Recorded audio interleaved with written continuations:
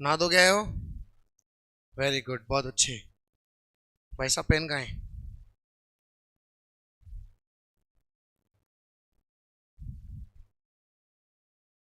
नहीं है इसमें। सर ले तो नहीं गए? मुझे लग रहा है ऐसा कि वो 2-3 बार ले गए हैं घर पे।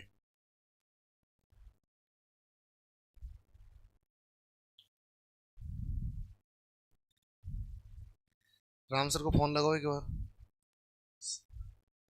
हाँ। हाँ जी। कैसे हो? बढ़िया। बालिका, कल छुट्टी? मुझे लग रहा नींद नहीं खुली। ऐसा? नींद नहीं खुली कि कोई चक्कर था और? फिर कॉलेज गए थे? अच्छा अच्छा। लड़कों में भी कोई एब्सेंट था क्या? कोई नहीं था? तुम नहीं थे पहलवान कल? तुम नहीं थे ना? कहाँ थे तुम कल? तुम घर पे थे? तुम कॉलेज तो नहीं चले गए थे? सच्ची बताओ। ठीक है, घर पे क्या कर रहे थे? गाँव गए थे? क्यों, याद आने लगी होगी? हैं? तो फिर कैसे गए थे घर पे? कोई काम था यूं? उधर ज्योग्राफी की लगेगी ना? उधर। ठीक, अच्छा अच्छा। हाँ। तो गाँव क्यों गए थे? कौन सा काम हुआ कि नहीं हुआ? हो तो गया ना, वाह। काम हो गया, जाने के बाद काम हो जावे तो उससे बढ़िया बात क्या है। चलो, ध्यान लगाओ कुछ। वापस से आते हैं टॉपिक पे। चलो बच्चे, लिखना बंद करो।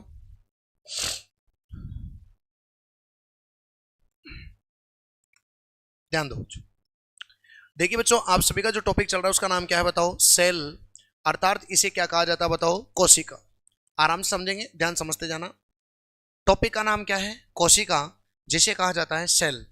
अब ध्यान समझना कि अगर अपन बात करें यहां पर, तो जो सेल वाला टॉपिक था इसका आज अपन बहुत सारा पोर्शन अपन कंप्लीट कर लेंगे।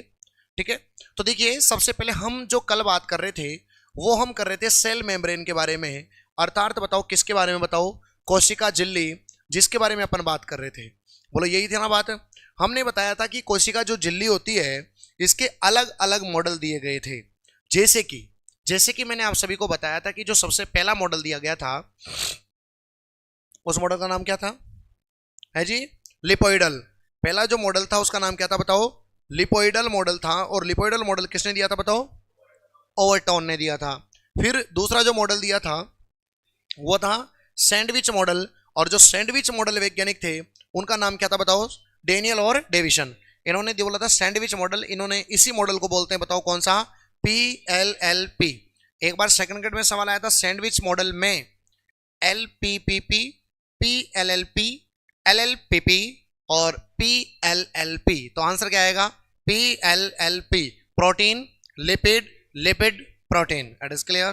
फिर उसके बाद तीसरा जो मॉडल आया था उसका नाम था यूनिट मेम्ब्रेन मॉडल। और यूनिट मेम्ब्रेन जो मॉडल था वो किसने दिया था बताओ? तो किसने दिया था? रॉबर्ट सन। रॉबर्ट सन। और नंबर जो 4 मॉडल था उस 4 मॉडल का नाम क्या था? जो अपना सबसे इंपॉर्टेंट था, जिसको सर्वमान्य माना गया, तरल मोजेक मॉडल। तरल मोजेक मॉडल। इस तरल मोजेक मॉडल में तरल का मतलब होता है वसा, फैट, और मोजेक का मतलब अवस्था होता है प्रोटीन्स। प्रोटीन्स के आइसबर्ग जो होते हैं वसा रूपी समुद्र में तैरते रहते हैं, इसे क्या कहा गया? तरल मोजेक मॉडल। और तरल मोजेक मॉडल को किसने दिया बताओ? सिंगर और निकोलसन। तो ये टोटल मिलाकर के सेल मेम्ब्रेन में कितने मॉडल आए थे? टोटल 4 मॉडल आए थे। ठीक है। फिर तरल मोजेक मॉडल की अपन यहां पर बात करें तो तरल मोजेक मॉडल में जो प्रोटीन्स होते हैं वो प्रोटीन्स अंदर धसे हुए होते हैं, जबकि सैंडविच मॉडल में ऊपर तैरते हुए होते हैं। फिर अपन ने क्या पढ़ा था बताओ चारों मॉडल के बाद में? कोशिका झिल्ली का रूपांतरण। रूपांतरण मैंने 2 प्रकार के रूपांतरण पढ़ाए, ट्रांसफॉर्मेशन। एक इनफोल्ड, एक आउटफोल्ड। इनफोल्ड में था मेजोसोम और आउटफोल्ड में 2 थे। पहला तो कौन सा था? माइक्रोविलाई। और दूसरा कौन सा था? है जी, लोमासोम।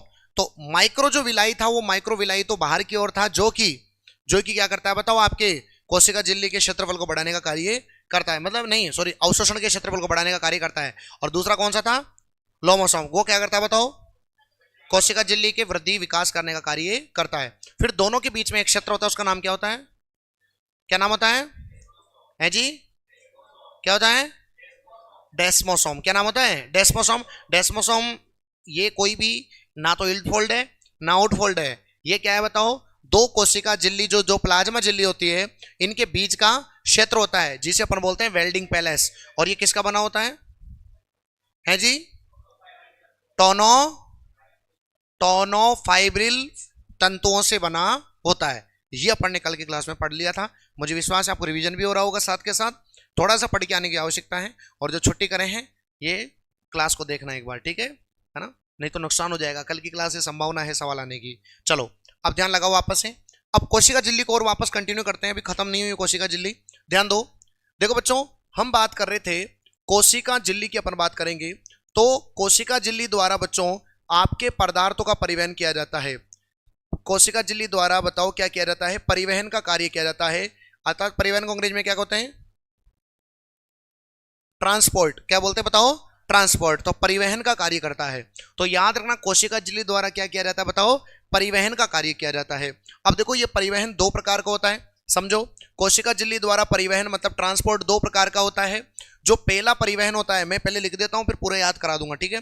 पहला होता है सक्रिय, एक्टिव ट्रांसपोर्ट, सक्रिय परिवहन। बोलो पहला परिवहन कौन सा होता है, सक्रिय परिवहन।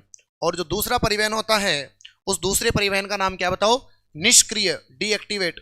अर्थात कौन सा परिवहन बताओ, निष्क्रिय परिवहन। तो दो प्रकार का परिवहन होता है, एक होता है बताओ कौन सा, सक्रिय, और एक होता है निष्क्रिय, एक्टिव और डीएक्टिव। अब बच्चों सक्रिय में क्या होता है कि जो पदार्थों का परिवहन है वो कम सांद्रता से, बोलो किस दर से, कम सांद्रता, मतलब कम जो होता है कंसंट्रेशन से अधिक कंसंट्रेशन की ओर होता है। पदार्थों का परिवहन कम कंसंट्रेशन से अधिक सांद्रता की ओर होता है। तो बताओ कौन सा कहलाएगा आपका, बताओ सक्रिय परिवहन कहलाएगा। इसमें याद रखना बच्चों एटीपी खर्च होते हैं, इसमें एटीपी क्या होते हैं बताओ, खर्च होते हैं। एटीपी जानते हो ना, एडिनोसिन ट्राइफॉस्फेट, जो ऊर्जा की मुद्रा होती है ना, ऊर्जा की क्या होती है बताओ, मुद्रा। मतलब कि जो ऊर्जा होती है कि मैंने आपको कितनी ऊर्जा दी, एक ग्लूकोज से 38 एटीपी ऊर्जा मिलती है, तो ऊर्जा को जिसमें मापा जाता है वो होता है एटीपी, एडिनोसिन ट्राइफॉस्फेट, सुना होगा ना आपने। तो इसमें एटीपी क्या होते हैं बताओ, खर्च होते हैं। और इसको बोलते हैं अपहील, अपहील ट्रांसपोर्ट। क्या बोलते हैं बताओ, अपहील ट्रांसपोर्ट। इसे क्या कहा जाता है, अपहील ट्रांसपोर्ट। अप हो रहा है ना ऊपर। उसके बाद इसका उल्टा होता है निष्क्रिय। तो बताओ इधर कम से किधर हो रहा है, ज्यादा, तो बताओ यहां पर क्या होगा, अधिक सांद्रता से, है ना भाई, अधिक सांद्रता से बताओ क्या होगा, कम सांद्रता की ओर पदार्थों का परिवहन होता है, कम सांद्रता की ओर परिवहन होता है। इसके अंदर एटीपी खर्च नहीं होता, एटीपी खर्च नहीं होता। अपनी बोलेंगे इसको क्या बोलेंगे बताओ, डाउन हिल, क्या बोलेंगे, ट्रांसपोर्ट। डन। तो एक तो होता है अप, अप मतलब तो बढ़ना, कम से क्या हो गया, ज्यादा। डाउन, डाउन का मतलब कम होना, तो अधिक से क्या होना बताओ, कम, इसलिए इसका नाम क्या हो गया, डाउन। तो एक होता है अप हिल ट्रांसपोर्ट, एक होता है down hill transport. It is clear. अब ध्यान देना, सक्रिय परिवहन के लिए तो बच्चों ये भी खुद भी दो प्रकार का होता है, एक होता है प्राइमरी, एक होता है सेकेंडरी। एक होता है प्राइमरी और एक कौन सा होता है, सेकेंडरी। तो वो तो आगे अब मैं आपको पढ़ाऊंगा। एक होता है डायरेक्ट, एक होता है इनडायरेक्ट। जो डायरेक्ट होता है वो पंप के द्वारा होता है, और जो इनडायरेक्ट होता है उसके अंदर अपन अलग से पढ़ेंगे। तो देखो निष्क्रिय जो होता है, इस निष्क्रिय में दो तीन एग्जाम्पल आपको याद रखने हैं। देखो कौन कौन से, समझना ध्यान से। देखो निष्क्रिय की बात करें तो निष्क्रिय में अपने को सबसे जो पहला एग्जाम्पल है वो याद रखना है विसरण। बोलो क्या याद रखना है, विसरण। पहला एग्जाम्पल क्या याद रखना है, विसरण। दूसरा जो एग्जाम्पल याद रखना है उसका नाम है परासरण। बोलो क्या नाम है, परासरण। दूसरा एग्जाम्पल का नाम क्या है, परासरण। बताओ विसरण और परासरण दोनों अलग अलग एक सेम है,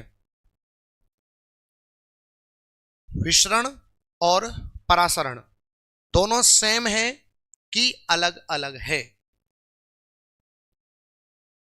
भाग है। और एक होता है अपोहन। अपोहन का मतलब होता है डायलिसिस।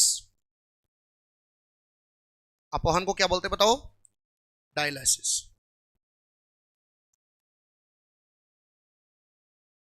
अलग है कि सेम है, पहले बताओ। जैसे बच्ची ने बताया कि विसरण का ही एक प्रकार जो होता है वो होता है परासरण। समझाता हूं बच्चों आपको, इधर देखो, एक तो चीज कौन आ रही है, विसरण, समझना। एक तो कौन है, विसरण, एक चीज कौन है, परासरण, और एक परासरण है ना, और एक चीज कौन है, अपोहन, जिसे क्या कहते हैं बताओ, डायलिसिस। तीन चीजें हैं। पहले बताओ तीनों सक्रिय है कि निष्क्रिय है, सक्रिय परिवहन है कि निष्क्रिय, निष्क्रिय परिवहन। निष्क्रिय मतलब, निष्क्रिय मतलब कम से ज्यादा कि ज्यादा से कम, ज्यादा से कम, अप के डाउन, डाउन, एटीपी खर्च की नहीं होगी, डन, ठीक। विसरण की बात करें बच्चों, तो विसरण का मतलब सीधा सीधा समझना कि पदार्थों का, पदार्थों का अधिक सांद्रता से, पदार्थों का अधिक सांद्रता से कम सांद्रता की ओर गमन होना ही बताओ क्या कहलाता है, विसरण। मतलब जो निष्क्रिय की परिभाषा थी वही सेम परिभाषा, पदार्थों का, पदार्थों का बोलो क्या करेंगे, अधिक सांद्रता से, पदार्थों का अधिक सांद्रता से बताओ कम सांद्रता, अधिक सांद्रता से कम सांद्रता की ओर अगर परिवहन होता है तो बताओ वही क्या कहलाता है आपका, बताओ विसरण कहलाता है। और विसरण बताओ सबसे ज्यादा किस में होगा बताओ, गैस में, उससे कम किस में होगा, लिक्विड में, और सबसे कम किस में होगा बताओ, सॉलिड में। नेचुरल सी बात है। अरे भाई कहीं पर भी सब्जी बन रही होती है, किसी मोहल्ले में टेस्टी टेस्टी सब्जी बन रही होती है, तुम मार्केट से निकलते तुमको पता ना, हाँ क्या जोरदार सब्जी बन रही है, बन रही नहीं बन रही है। जैसे कहीं पर गुलाब जामुन बन रहे तो गुलाब जामुन की खुशबू आ जाती है, कहीं पर अगरबत्ती जल रही है तो अगरबत्ती खुशबू जल्दी आएगी ना, क्योंकि वो गैस है। तो अपन क्या, गैस में क्या होता है, अधिक सांद्रता से कम सांद्रता की हो जाती है। तो आप जो खुशबू सूंघते हैं, जैसे कहीं भोजन बन रहा है, कहीं रसोई पानी हो रही होती है, रोड पे निकलते हैं ना, तो रोड पे निकलते हैं तो पता लग जाता है अच्छा इधर तो खेत वेत में कुछ बन रहा, देखिए आज पूड़ी की खुशबू आ जाती है। और कुछ चटोरे लोग होते हैं उनको तो घर में बैठे बैठे आ जाती है, आज तो कहीं ना कहीं मोहल्ले में व्यवस्था जमाई हुई है। तो ऐसे सबके होते हैं, तो सब ज्यादा गैस, फिर लिक्विड, फिर सॉलिड।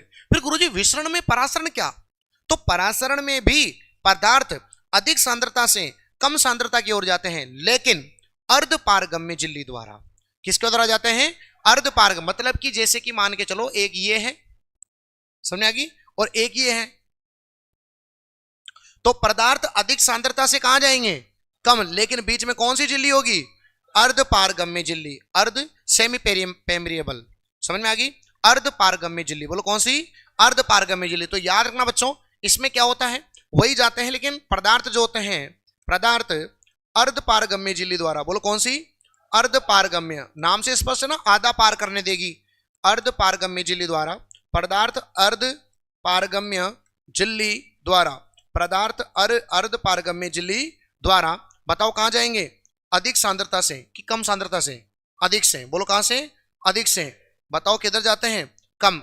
मतलब दोनों लगभग से सेम ही है, लगभग सेम ही है, बस थोड़ा सा अंतर है कि इसमें कोई झिल्ली नहीं होती और इसमें कोई झिल्ली होती है। कौन सी झिल्ली, अर्ध पारगम्य, इसमें कोई झिल्ली नहीं होती, इसमें कोई झिल्ली होती है। मतलब विसरण और परासरण लगभग सा सेम है, पदार्थ हमेशा अधिक से कम की ओर ही जाएगा, लेकिन अधिक से कम की ओर जाएगा, लेकिन अगर बीच में झिल्ली नहीं है तो विसरण, और बीच में झिल्ली है तो परासरण। It is clear, yes. अगला है बच्चों अपोहन, जिसे बोलते हैं डायलिसिस। और आप सभी को पता है कि डायलिसिस किया जाता है, इसे अपन बोलते हैं कृत्रिम किडनी।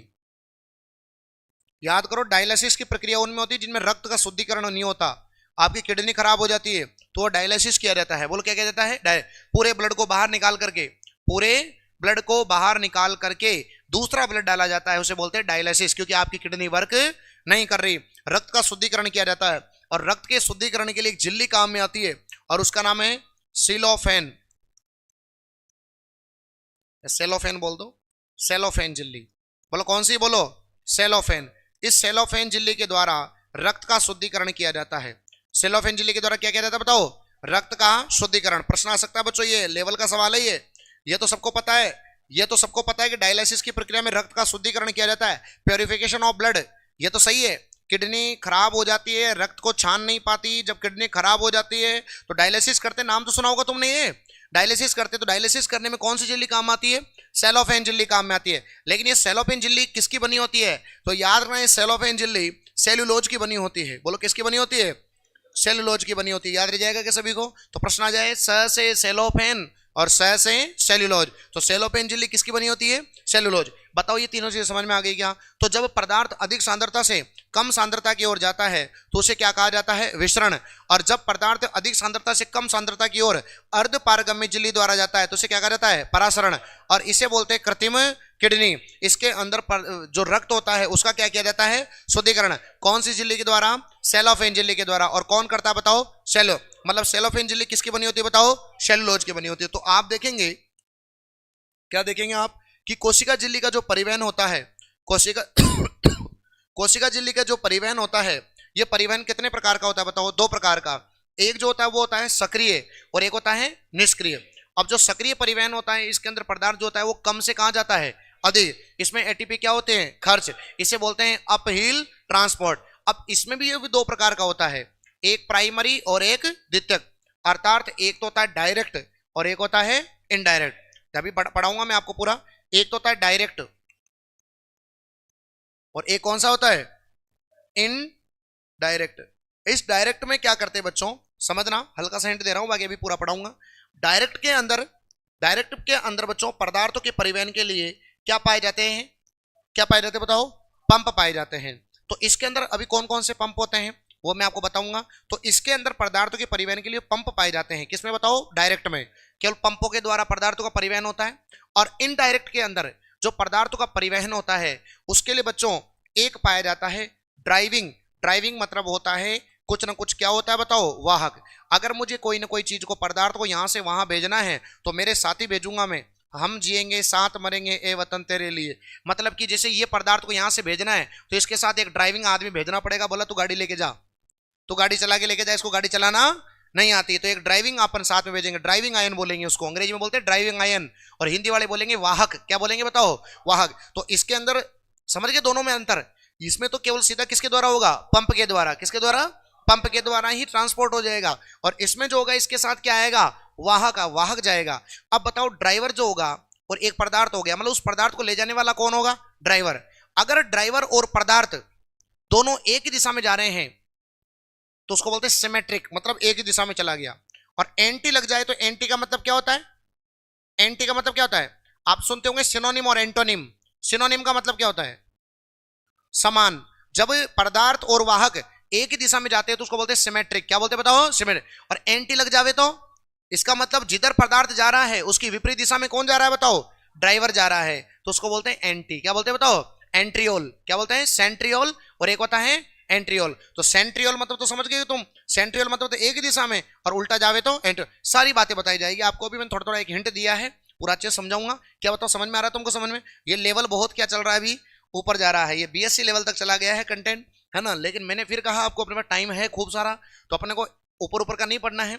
लास्ट टाइम जब क्रैश कोर्स कराऊंगा तो 1 महीने में पूरी बायोलॉजी जूलॉजी पढ़ा दूंगा, 1 महीने में ही। 1 महीना भी ज्यादा हो जाएगा, 25-30 घंटे का मैटर है मेरा ये। लेकिन अभी अपना टाइम है, टाइम है तो अच्छा पढ़ो। लास्ट टाइम क्रैश कोर्स कराऊंगा उसके अंदर वो बातें बताई जाएगी जो लास्ट टाइम आपको पूरा कंप्लीट करा दिया जाएगा। समझ में आ गई मेरी बात? चलो लिखो फटाफट इसको। इसको तो पहले एजीटीज लिख लो, है ना, उसके बाद फिर मैं आपको एक एक करके लिखा दूंगा, ठीक है। चलो लिखो।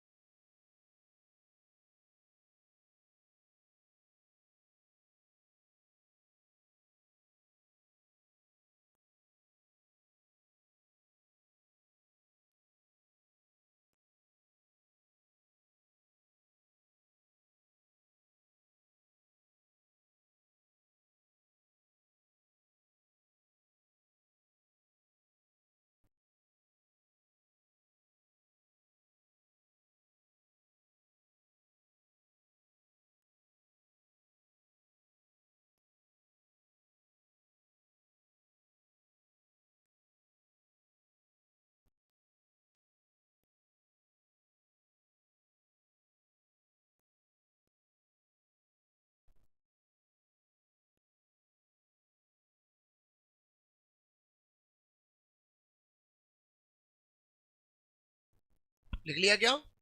पूरा लिखना है, ये ध्यान रखना, पूरा लिखना है कंप्लीट, ठीक है। तो एक डायरेक्ट और एक बताओ क्या होता है इनडायरेक्ट। वो तो अभी मैं आपको लिखाऊंगा, इसको तो पूरा पढ़ाऊंगा अभी। वो पहले लिखेंगे अपन, वो छोटा है ना इसलिए। इसमें तो फिर अपने को पहले डायरेक्ट पढ़ना पड़ेगा, फिर इनडायरेक्ट पढ़ना पड़ेगा, फिर इनडायरेक्ट के भी दो होते हैं, है ना।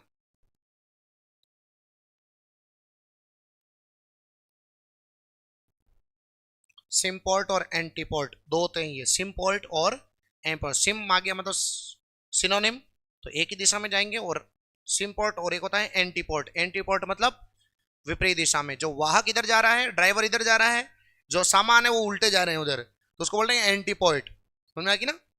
चलो डन हो गया। पहले ये लिखेंगे अपन, तो पहले लिखो निष्क्रिय परिवहन, पहले निष्क्रिय परिवहन लिख लेते हैं।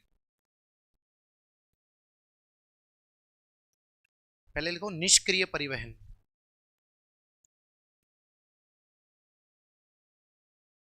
निष्क्रिय परिवहन फर्स्ट लिखेंगे, निष्क्रिय परिवहन लिखो। निष्क्रिय परिवहन में लिखो। अच्छा, तुमको पूरी लाइनें लिखवा देखो, लिखवाऊं कि ऐसे लिख लोगे सीधा ही? देखो इधर पहला लिखोगे, इधर देखो सुनो। विसरण में बताओ कहां जाएगा? अधिक से पदार्थ कम सांद्रता की ओर जाएगा, सिंपल परिभाषा ये तो। सबसे ज्यादा गैस, उससे कम लिक्विड, और सबसे कम सॉलिड, इसमें कोई समस्या नहीं है। परासरण क्या होगा? पदार्थ जो होगा वो अर्ध पारगम्य झिल्ली द्वारा अधिक सांद्रता से कम सांद्रता की ओर परिवहन होता है। लिख दोगे ना, पदार्थ का अर्ध पारगम्य झिल्ली द्वारा अधिक सांद्रता से कम सांद्रता की ओर परिवहन होता है। अरे ट्रांसपोर्ट ही तो पढ़ रहे हैं अपन, ट्रांसपोर्ट होता है, तो वो क्या कहलाता है? परासरण। फिर अपोन में लिखा दूंगा, ठीक है। लिखो, दोनों लिखो, विसरण और परासरण।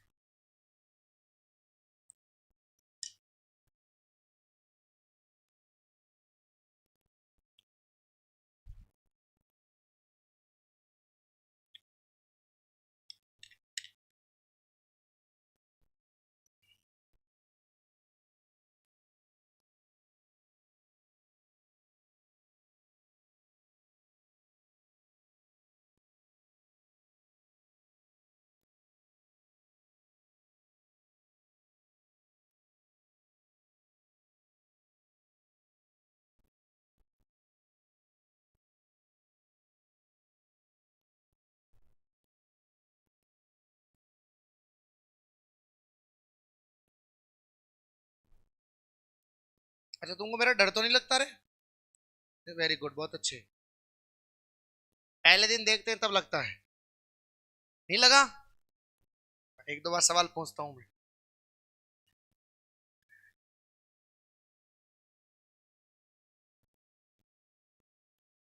लड़कियां डरती है मेरे से, लड़के कभी जिंदगी में नहीं डरते।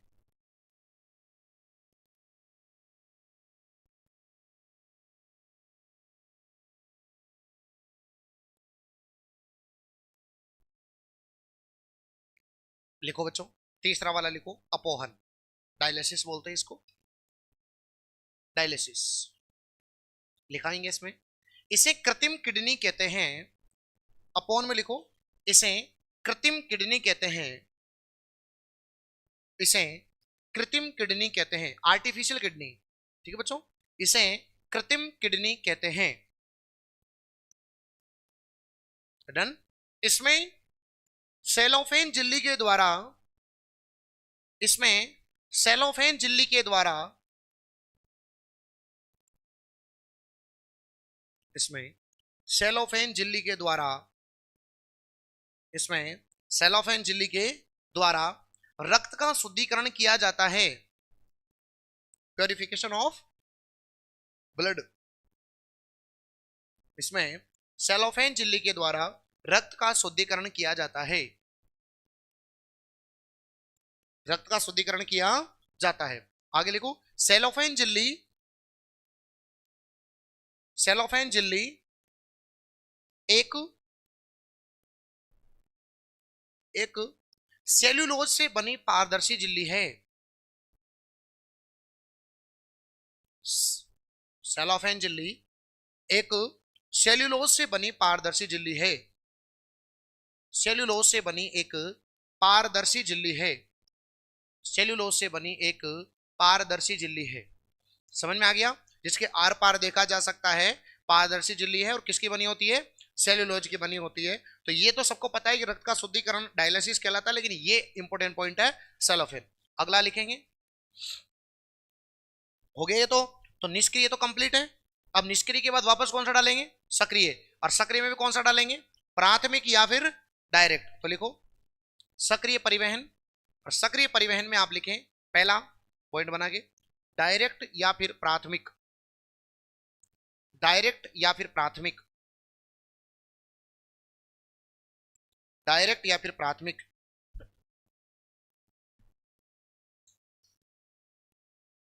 इसमें इसमें लिखना है, इसमें पदार्थ या आयनों का परिवहन, इसमें पदार्थ या आयनों के संचरण के लिए, इसमें पदार्थ या आयनों के संचरण के लिए, संचरण मतलब समझ गए ना, बहने के लिए, ट्रांसपोर्ट के लिए, आयनों या पदार्थों के संचरण के लिए पंप पंप कार्यशील होते हैं, पंप कार्यशील होते हैं।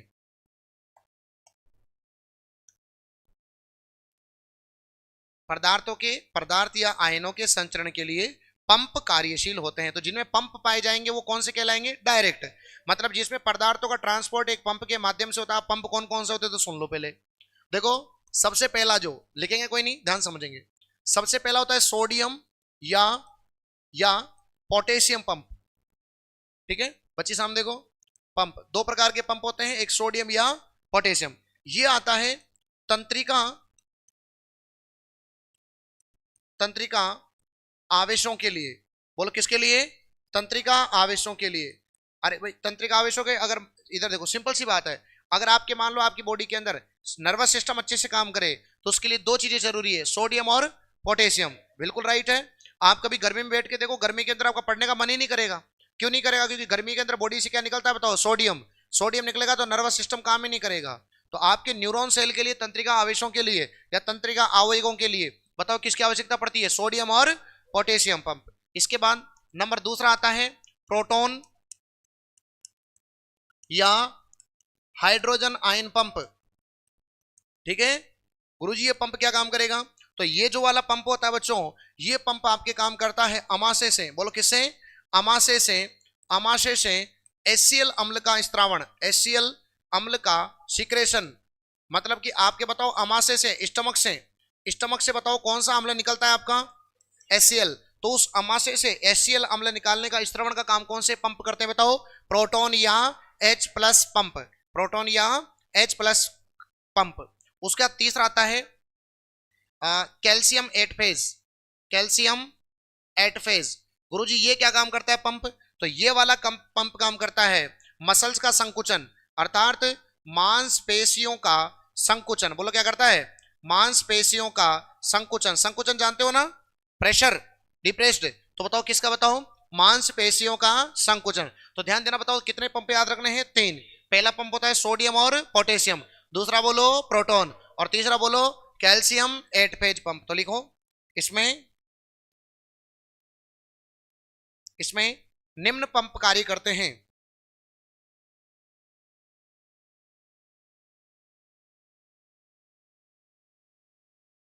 पहला लिखो Na प्लस मतलब सोडियम पोटेशियम पंप,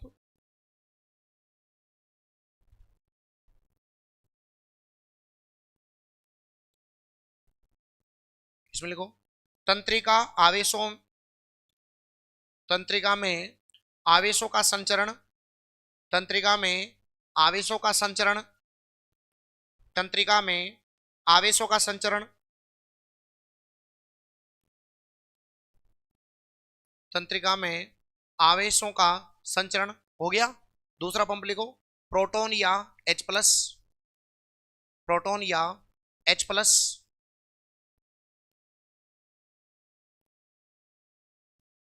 इसमें लिखो अमाशय से HCl अम्ल के स्त्रावण के लिए, सिक्रेशन के लिए, अमाशय मतलब स्टमक, अमाशय से HCl अम्ल के स्त्रावण के लिए,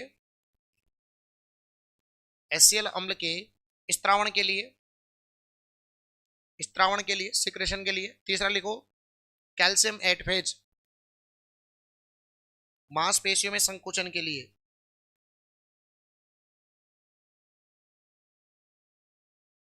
मांसपेशियों में संकुचन के लिए, मांसपेशियों में संकुचन के लिए कैल्शियम एट फेज। हो गया? हो गए तीनों पंप याद, पहला, दूसरा और तीसरा। सीधा सीधा पंप का नाम आ सकता है। तो जब पदार्थों का परिवहन किसी पंप के माध्यम से होता है उसको बोलते हैं डायरेक्ट। लेकिन जब पदार्थों का आवागमन या पदार्थों का ट्रांसपोर्ट किसके माध्यम से होता है प्यारे विद्यार्थियों? किसी वाहक या ड्राइविंग आयन के द्वारा होता है, तो उसे क्या बोलते हैं बताओ? इनडायरेक्ट या फिर सेकेंडरी। अरे प्राइमरी है ना, प्राथमिक, और ये कौन सा है? द्वितीयक। तो लिखो नंबर दूसरा, लिखो इनडायरेक्ट या द्वितीयक, इनडायरेक्ट या द्वितीयक, इनडायरेक्ट या द्वितीयक। इसमें पदार्थों या आयनों के आवागमन के लिए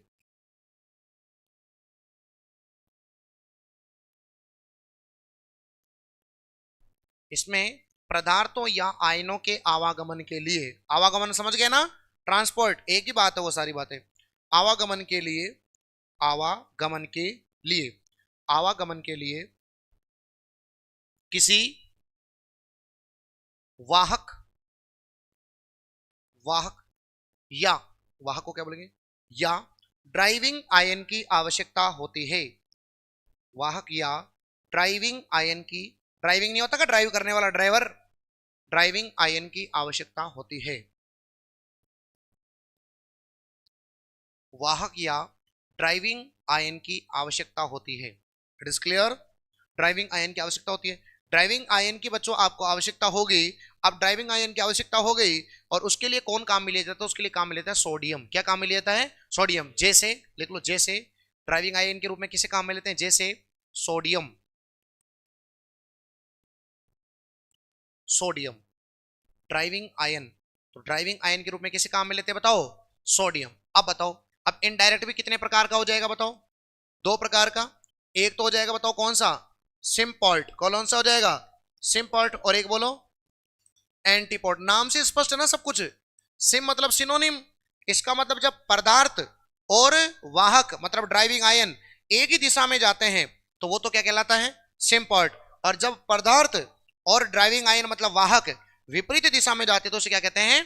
एंटीपोड। मेरे हिसाब समझ में आ गया होगा आपको। जैसे कि यहां पर बात करते हैं अपन सोडियम और ग्लूकोज, सोडियम और ग्लूकोज। बताओ सोडियम तो क्या है? अरे यही तो है, ड्राइविंग आयन के रूप में किसे काम में लेते हैं बताओ? सोडियम।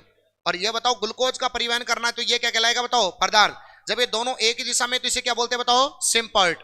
अब जैसे यहां पर बात करते हैं तो सोडियम और एक ले लो कैल्शियम, सोडियम और क्या ले लो? कैल्शियम। बताओ सोडियम क्या कहलाएगा? वाहक की पदार्थ। अरे वाहक ही होगा ना, अभी लिखा है तो है मैंने, वाहक के रूप में किसी काम में लेते हैं केवल? सोडियम। तो ये तो फिक्स है ना वाहक। और बताओ पदार्थ कौन है? कैल्शियम। अब दोनों विपरीत दिशा में जाएंगे तो ये क्या कहलाएंगे बताओ? एंटीपोड। समझ में आ गई मेरी बात? तो वाहक के रूप में हमेशा किसको काम में लेना बताओ? सोडियम। जब सोडियम और ग्लूकोज एक ही दिशा में जाएंगे तो सिम्पॉड, विपरीत दिशा में जाएंगे तो एंटीपोड। It is clear? तो लिखो वाहक, आप ऐसे लिखो, पहला लिखो सिम्पॉल्ट, पहला लिखो सिम्पॉल्ट। पदार्थ तथा वाहक, सिम्पॉल्ट लिखो, पदार्थ तथा वाहक दोनों एक ही दिशा में गमन करते हैं। पदार्थ तथा वाहक दोनों एक ही दिशा में गमन करते हैं। सिम्पॉल्ट में क्या करते हैं? दोनों एक ही दिशा में गति करते हैं। जैसे, जैसे सोडियम और ग्लूकोज, जैसे सोडियम और ग्लूकोज, सोडियम और ग्लूकोज। दूसरा लिखो एंटीपोल्ट, एंटीपोल्ट, एंटीपोल्ट पदार्थ और वाहक, पदार्थ और वाहक दोनों विपरीत दिशा में गति करते हैं, दोनों विपरीत दिशा में गति करते हैं। जैसे सोडियम और कैल्शियम, जैसे सोडियम और कैल्शियम।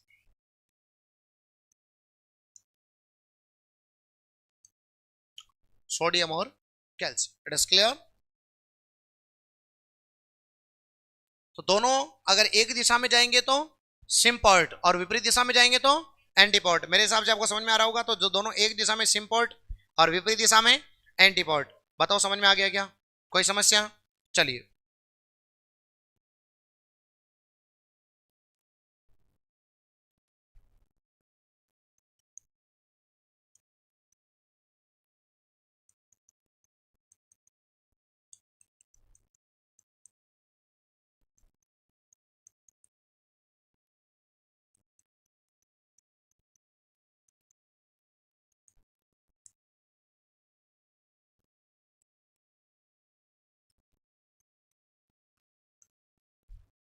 गुरुजी हिंदी भी लिख दो। हाँ तो ध्यान देना भाई, इनको हिंदी में लिखा नहीं जा सकता है, इसलिए मैंने इंग्लिश में लिखा है। तो देखो सिंपल है, बहुत इजी तरीके से मैं आपको समझाता हूं। बस यही है कि दुनिया में साइंस को अगर समझना है तो उसको टुकड़े में तोड़ना चाहिए। साइटोसिस मींस कोशिका, एंडो मतलब अंदर लेना। तो कोशिका द्वारा किसी भी पदार्थों को अंतर ग्रहण लेना, अंदर लेना, क्या कहलाएगा बताओ?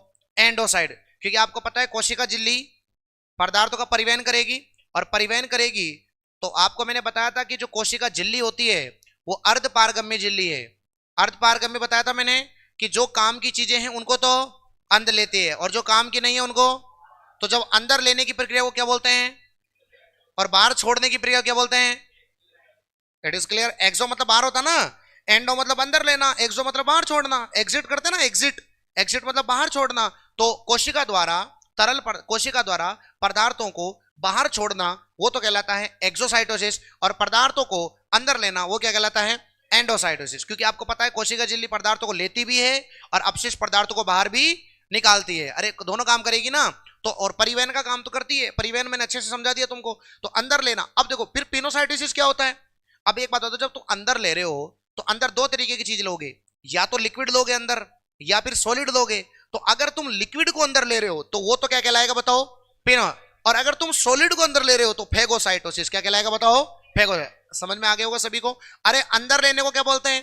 एंडोसाइड। अब अंदर अगर तुमने तरल लिया है, लिक्विड लिया है, तो वो तो क्या कहलाएगा? पिनोसाइड। और अगर तुमने सॉलिड लिया है तो फेगो है। और बाहर निकालने को क्या बोलते हैं? एक्सो। सिंपल। लिखो पहला एंडोसाइटोसिस। एंडोसाइटोसिस,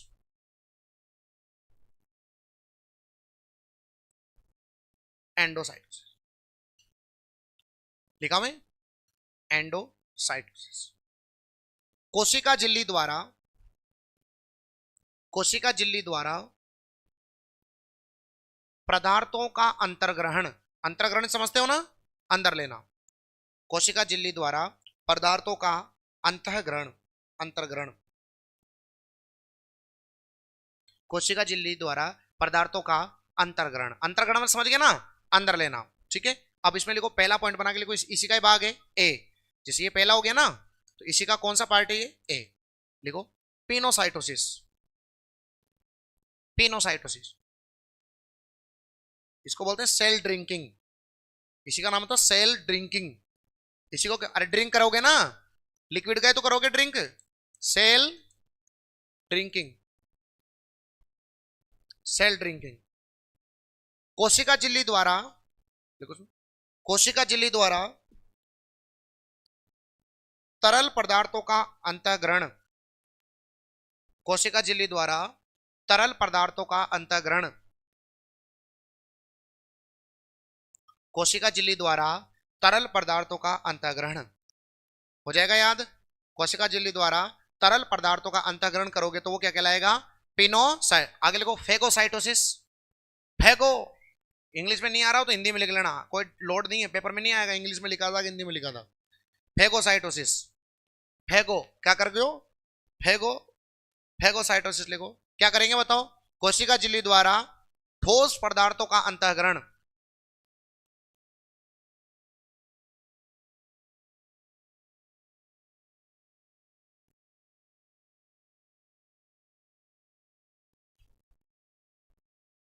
कोशिका झिल्ली द्वारा ठोस पदार्थों का अंतःग्रहण। इट इज क्लियर है ना। तो अगर लिक्विड को लेगा तो पिनोसाइटोसिस, और अगर सॉलिड को लेगा तो फेगोसाइटोसिस, और अंदर लेगा तो एंडोसाइटोसिस। अब लिखो नंबर 2 एक्सोसाइटोसिस क्या करेंगे बताओ? कोशिका झिल्ली द्वारा अपशिष्ट पदार्थों को बाहर निकालना, इसे बोलते हैं सेल वोमिटिंग। क्या बोलते हैं?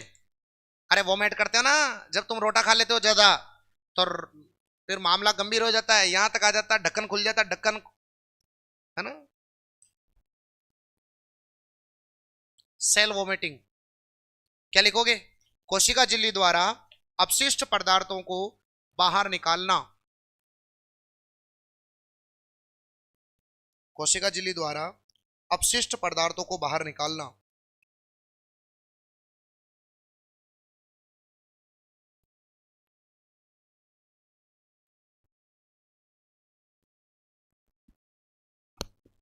कोशिका झिल्ली द्वारा अपशिष्ट पदार्थों को बाहर निकालना, ये हो गई बताओ आपकी कौन सी झिल्ली बताओ? Cell membrane. कौन सी मेम्ब्रेन? Cell membrane. मजा आया सेल मेम्ब्रेन पढ़ के? अच्छा लेवल का कंटेंट था ना, है ना? इसलिए मैंने कहा नॉर्मल जो साइंस होती है वो अलग लेवल की है और ये साइंस अलग लेवल की चलती है। जब नॉर्मल साइंस पढ़ाते हैं तब तक तो कोशिका खत्म ही हो जाता है, ठीक है? अभी तुम्हारे कोशिकांग स्टार्ट नहीं हुए, अभी तो माइटोकॉन्ड्रिया कल चालू करूंगा मैं। अब लेकिन अब जो तुमको आता है ना वो कल से चालू होगा। अभी तक जो आता था शायद तुमको 10-1% ही आता था तुमको अभी तक। और मैथ वालों को ये समझ में आ जाए इससे बड़ी बात कोई होती नहीं है, ये हकीकत है। मैथ वालों को इससे बड़ी बात नहीं हो सकती, मैथ वालों को ये बहुत मुश्किल से आता है, ठीक है? बट फिर भी समझ रहे हो तुम। और हिंदी माध्यम वालों को पूरी अंग्रेजी आ जावे ये भी बहुत बड़ा टास्क है, बट कोई बात नहीं है, जब मुझे आ सकती है तो तुम किस खेत की मूली हो, है ना? बड़ी बात है कि मैंने पहली बार इतनी अंग्रेजी लिखी है। केवल मात्र मैं लैब असिस्टेंट सेकंड ग्रेड के बैच में इतनी अंग्रेजी लिखता हूँ, बाकी जो रीट वीट पटवार वटवार के बैचों में इतनी अंग्रेजी लिख दूंगा तो वो छोरे भाग जाएंगे, है ना? उनमें मैं बहुत कम इंग्लिश का प्रयोग करता हूँ, लेकिन तुम्हारे चलता ही इतना लेवल का कंटेंट है तो फिर इंग्लिश लिखना पड़ता है। बाकी सिम पोर्ट को ऐसे थोड़ी लिखता, सिम पोर्ट, कितना अजीब लग रहा है देख लो आप खुद ही। अजीब नहीं लग रहा क्या? ऐसा लग रहा है जैसे सिम को पोर्ट करवाने गए हैं अपन, है ना? तो ये ध्यान रखना है आपको, ठीक है? चलो आगे बढ़ जाए बच्चों। चलो अब लिखो आगे। अब वैसे मैंने थोड़ा सा तुमको पहले उसके बारे में बता दिया है और बाकी फिर वापस बताऊंगा थोड़ा सा, क्योंकि उनके बारे में थोड़ा डीपली समझेंगे। मैंने बोला भी था भाई, मैंने आपको प्रोटोप्लाज्म पढ़ा दिया है पहले ही, जीव द्रव्य पढ़ा दिया था क्या? पढ़ाया था ना जीव द्रव्य? चलो इधर देखो, देखें इधर देखो, हम ऑलरेडी जीव द्रव्य पढ़ चुके हैं, नजर बोर्ड पे रहेगी। जीव द्रव्य जिसे कहा जाता है प्रोटोप्लाज्म, मैंने पिछली क्लास में पढ़ा दिया है आपको, प्रोटोप्लाज्म, ध्यान देना। प्रोटोप्लाज्म जीव द्रव्य मतलब protoplasm, we know that, board पे ध्यान लगाओ। प्रोटोप्लाज्म होता है कोशिका द्रव्य, कोशिका द्रव्य प्लस नाभिक द्रव्य, न्यूक्लियोप्लाज्म बताया था ना मैंने, कोशिका द्रव्य प्लस नाभिक द्रव्य, मतलब कि cytoplasm plus nucleoplasm is equals to protoplasm, ठीक है? प्रोटोप्लाज्म डन, प्रोटोप्लाज्म कहलाएगा, मतलब जीव द्रव्य कहलाता है। अब एक बात सुनो, ध्यान देना। सबसे पहली बात तो आपको पता है नाभिक में डीएनए पाया जाता है, नाभिक में क्या पाया जाता है? और डीएनए कौन से प्रोटीन से बना होता है? Histone protein. और हिस्टोन प्रोटीन की प्रकृति होती है क्षारीय। कैसी होती है? क्षारीय। कैसी होती है? क्षारीय। क्षारीय मतलब बेसिक नेचर का होता है, और बेसिक नेचर का है मतलब इसका पीएच मान 7 से कम होगा कि 7 से ज्यादा? 7 से ज्यादा। तो इसका जो पीएच मान होता है वो कितना होता है? 7.4। 7.4 समझ गए आप? क्यों? क्योंकि नाभिक द्रव्य है तो बताओ इसमें कौन होगा बताओ? डीएनए। और डीएनए है तो बताओ कौन सा प्रोटीन? हिस्टोन। और हिस्टोन प्रोटीन कौन सी प्रकृति का होता है? क्षारीय प्रवृत्ति का। ये मैंने हिंट के लिए लिख दिया तुमको ताकि पता रहे, तो भूल जाओगे कल करे तुम, ठीक है? और इसका जो पीएच मान होता है वो होता है 6.3। बोलो कितना होता है? 6.3। कोशिका द्रव्य का पीएच मान कितना होता है? 6.3। अब देखो कितना डीपली नॉलेज चल रही है। उसके बाद देखो बच्चों ये क्षारीय हो गया। अब देखो यहीं पर मैं आपको एक एक्स्ट्रा पॉइंट बताता हूं। 7.4 किस किस का पीएच मान होता है वो सुन लो। पहले तो किसका द्रव्य होता है बताओ? नाभिक द्रव्य, इसका तो होता ही है। साथ में आपका जो ब्लड होता है, जो रक्त होता है, इस रक्त का पीएच मान भी कितना होता है? 7। इसके अलावा स्पर्म जो होता है, शुक्राणु, इस शुक्राणु का पीएच मान भी कितना होता है? 7.4। अब देखो इसे कहते हैं नॉलेज। बात वहां की है, यहां भी बता दिया, पेपर में कोई भी सवाल आ सकता है। तो याद रखना आपकी बॉडी में ब्लड का मान भी पीएच मान 7 और शुक्राणु का भी और नाभिक द्रव्य का भी 7.4। दूसरी बात, आपसे प्रश्न पूछा जा सकता है कि बताइए कोशिका द्रव्य शब्द किसने दिया और नाभिक द्रव्य शब्द किसने दिया? सेकंड ग्रेड में सवाल आया था, कोशिका द्रव्य शब्द किसने दिया? और आने वाले समय में यह भी पूछा जा सकता है कि नाभिक द्रव्य शब्द किसने दिया, मतलब कि साइटोप्लाज्म और न्यूक्लियोप्लाज्म ये शब्द किसने दिया? तो दोनों शब्द के बारे में याद रखना, एक साथ लिखा देता हूं। और वो इस शब्द देने वाले वैज्ञानिक का नाम था स्ट्रोसबर्गर। बोलो कौन से बर्गर थे? स्ट्रोसबर्गर। कौन सा बर्गर? स्ट्रोसबर्गर। तो बस सिंपल सी याद रखना कि आपसे पूछा जावे कि ये पूछा जा चुका है सेकंड ग्रेड के अंदर सवाल, एजीटी सवाल आया था। साइटोप्लाज्म वर्ड किसने दिया? स्ट्रोसबर्गर। न्यूक्लियोप्लाज्म किसने दिया? स्ट्रोसबर्गर। फिर प्रोटोप्लाज्म आ गया। प्रोटोप्लाज्म को क्या बोलते हैं बताओ? जीव द्रव्य। जीव द्रव्य, यही था, जीव द्रव्य। अब देखो जीव द्रव्य की बात करें प्यारे विद्यार्थियों, तो बताओ, आपको बताओ जीव द्रव्य के खोजकर्ता कौन है? दुजार्डिन। मैंने पढ़ा दिया था आपको, जीव द्रव्य के खोजकर्ता कौन है? दुजार्डिन। पढ़ा चुका हूं मैं, दुजार्डिन। बोलो कौन है? दूर जा अभी दिन है, दुजार्डिन। दूर जा अभी क्या है? दिन है, तो नाम क्या हो जाएगा? दुजार्डिन। क्या नाम है? दूर जा अभी क्या है? दिन है। कब आना? रात में क्या करेगा भाई, ध्यान देना। तो दूर जार्डिन, क्या नाम बताओ? दूर जार्डिन। तो नाम क्या याद रखना? दूर जा। दूर जा अभी क्या है? दिन है। ऐसे ही कहते लड़की ने उसके पुरकिंजे उड़ा दिए, तो याद रखना जीव द्रव्य के नाम करता कौन है? पुरकिंजे। कौन है बताओ? पुरकिंजे। पुरकिंजे। और इस जीव द्रव्य को जीवन का आधार, जीवन का आधार बताओ किसने बताया था? हक्सले ने बताया था। बोलो किसने बताया था? अरे हसले, यही जीवन का आधार है। हसले, यही जीवन का आधार है। तो जीवन का आधार किसने बताया था? हक्सले ने। तो सबसे पहले बताओ प्रोटोप्लाज्म या जीव द्रव्य की बात करें बच्चों, तो जीव द्रव्य की बात करेंगे तो आप सभी आराम से बता देंगे कि प्रोटोप्लाज्म कोशिका द्रव्य और नाभिक। बताओ पूरी कहानी समझ में आ गई क्या तुमको? लिखो इसको।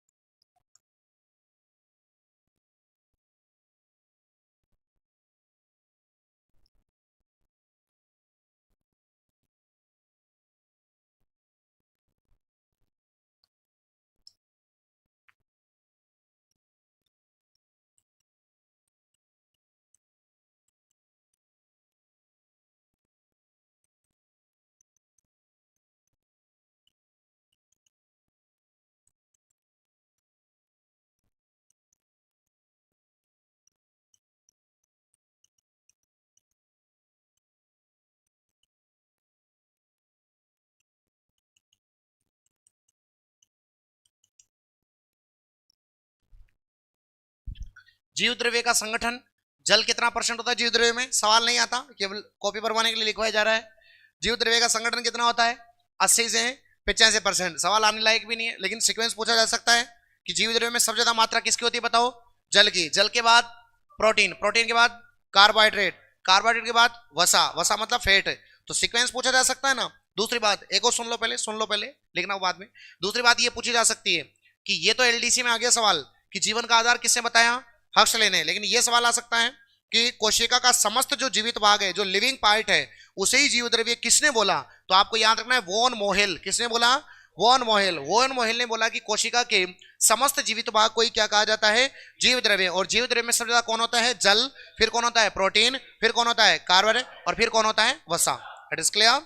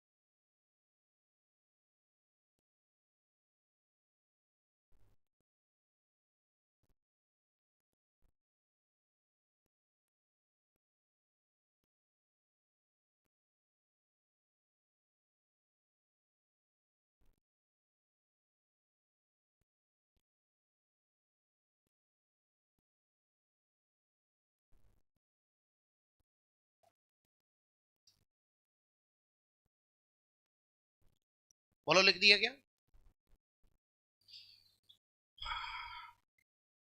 डन। चलो ये बताओ कौन सा था? जीव द्रव्य, प्रोटोप्लाज्म। तो प्रोटोप्लाज्म के बारे में ये बातें आपको याद रखनी है जो मेन है। बाकी जैसे कि कोशिका झिल्ली के बारे में भी अलग अलग सिद्धांत आए थे। जैसे पहला सिद्धांत बताओ कौन सा आया था कोशिका झिल्ली के बारे में? लिपोइडल आया था। सेकंड मॉडल सैंडविच मॉडल, तीसरा मॉडल यूनिट मेम्ब्रेन, चौथा मॉडल तरल मोजेक मॉडल, ऐसे आए थे। फिर कोशिका भित्ति जो होती है, कोशिका भित्ति भी जो होती है तीन प्रकार की होती है, प्राइमरी, सेकेंडरी और टर्सरी होती है ना, ये मैंने पढ़ा दिया।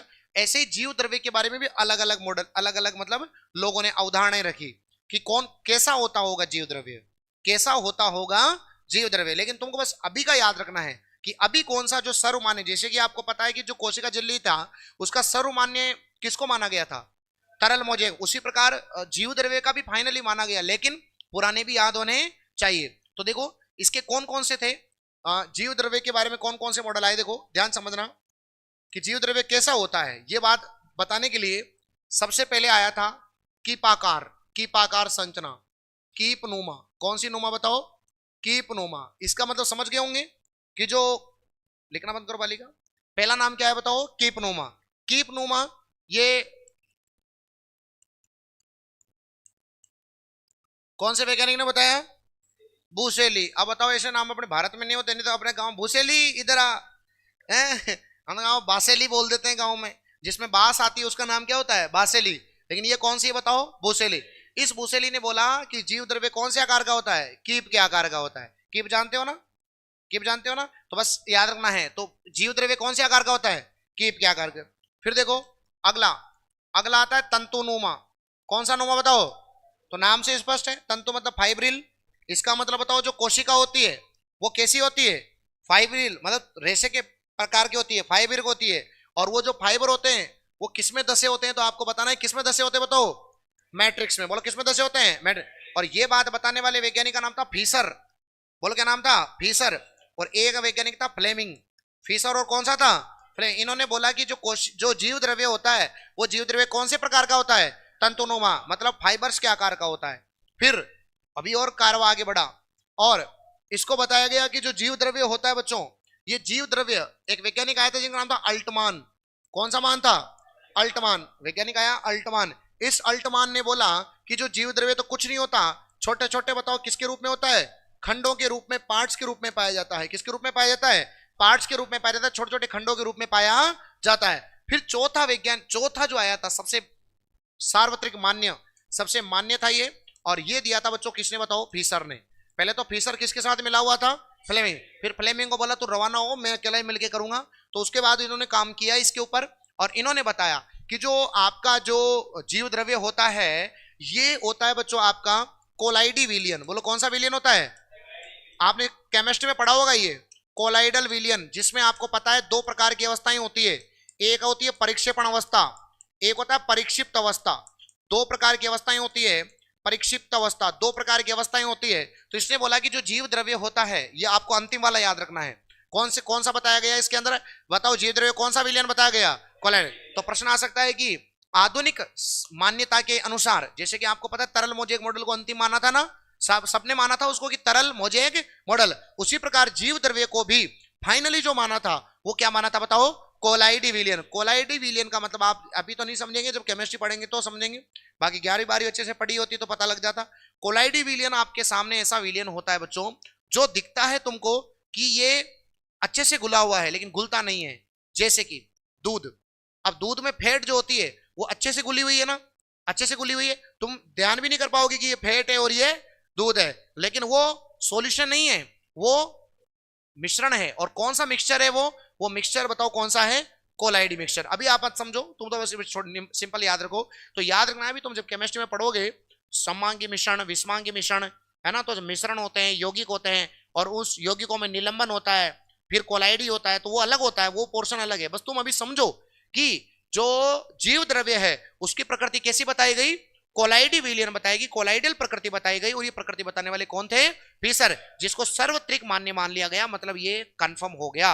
जैसे कि कोशिका झिल्ली का मॉडल था तरल मोजेक मॉडल, उसी प्रकार जीव द्रव्य का भी जो अंतिम मॉडल माना गया वो कैसा माना गया? इसको कोलाइडी विलियन। बाकी आपसे पूछा जा सकता है कि कौन कौन सा किस किसने बताया, तो प्रश्न आ जाए इधर देखो, इधर इधर बोल दे भाई जीव द्रव्य के प्रकार, और इधर लिख दे इनके खोजकर्ता, और मिलाने के लिए पूछ सकता है, या फिर पूछ सकता है निम्न में से कौन सा जो है सार्वत्रिक मान्य था, तो आप क्या बताओगे, कौन सा विलियन कोलैंड। मेरे हिसाब से समझ में आ गया होगा आपको, तो लिखो जीव द्रव्य के सिद्धांत,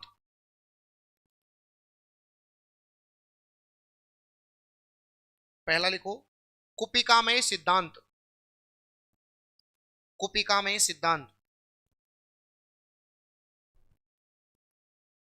कुपिकामय सिद्धांत, कुपिकामय सिद्धांत।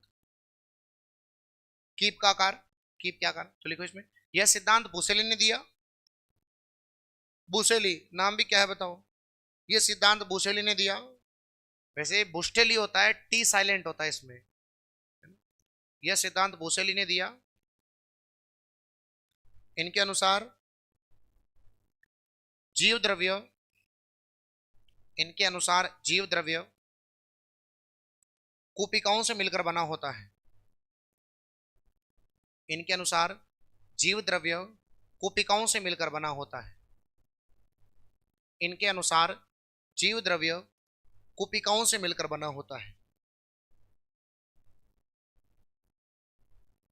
नंबर 2 लिखो तंतुमय सिद्धांत, नंबर 2 लिखो तंतुमय सिद्धांत, यह सिद्धांत फीसर तथा फ्लेमिंग ने दिया,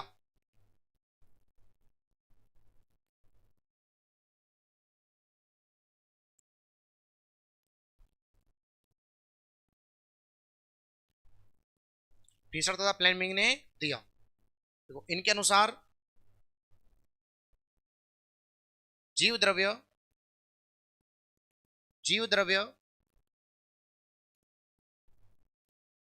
तंतुनुमा संरचनाओं से बना होता है, इनके अनुसार जीव द्रव्य तंतुनुमा संरचनाओं से बना होता है, इनके अनुसार जीव द्रव्य तंतुनुमा संरचनाओं से बना होता है, इनके अनुसार जीव द्रव्य तंतुनुमा संरचनाओं से बना होता है, जो मैट्रिक्स में धसी होती है, जो मैट्रिक्स में धसी होते हैं, जो मैट्रिक्स में धसी होती है। आगे लिखो दानेदार, दानेदार, दानेदार सिद्धांत किसने दिया, लिख लो आगे, अल्टमान ने दिया,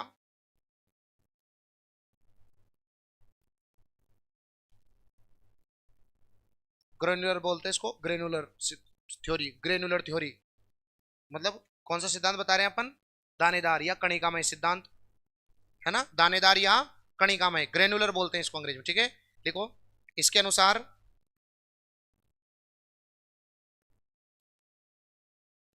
छोटे छोटे खंडों में बटा रहता है, जीव द्रव्य कैसा रहता है, छोटे छोटे खंडों में, छोटे छोटे कणों के समान, इनके अनुसार छोटे छोटे कणों के समान, पूरी लाइन कर लोगे आगे खुद ही, इनके अनुसार छोटे छोटे कणों के समान।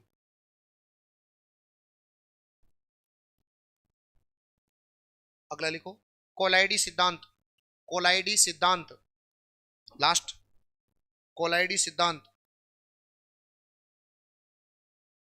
किसने दिया, फिशर ने दिया, कोलाइडी सिद्धांत फिशर ने दिया, कोलाइडी सिद्धांत फिशर ने दिया। आगे लिखो यह सर्वमान्य सिद्धांत है, यह सर्वमान्य सिद्धांत है, यह सर्वमान्य सिद्धांत है, यह सर्वमान्य सिद्धांत है। इसके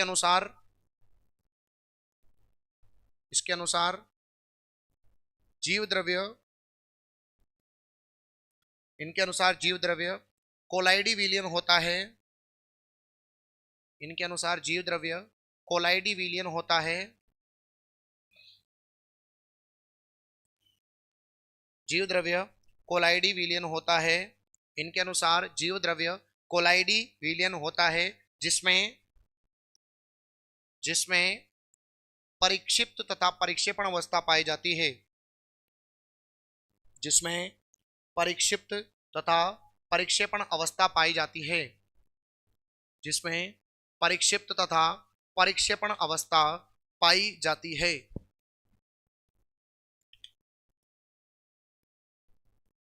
परिक्षेपण अवस्था पाई जाती है, परिक्षिप्त तथा परिक्षेपण अवस्था पाई जाती है। It is clear?